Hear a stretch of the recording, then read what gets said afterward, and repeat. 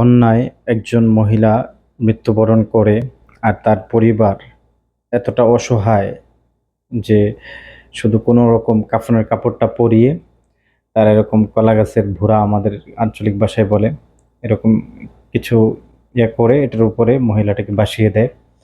কারণ বাঁচতে হবে তো সবারই, সেজন্য হয়তো তারা মাটি দেওয়ার মতো কোনো সিচুয়েশন ছিল না, তার জন্য তারা লাশটিকে এভাবে ভাসিয়ে দেয়।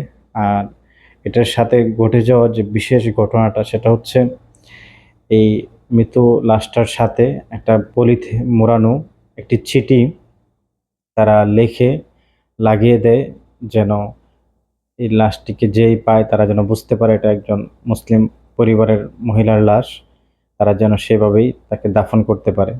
আর চিঠিটিতে যে লেখাটা লেখা ছিল সেটা হচ্ছে যে এটি একটা মুসলিম মহিলার লাশ, আপনারা তাকে দাফন করে দিবেন।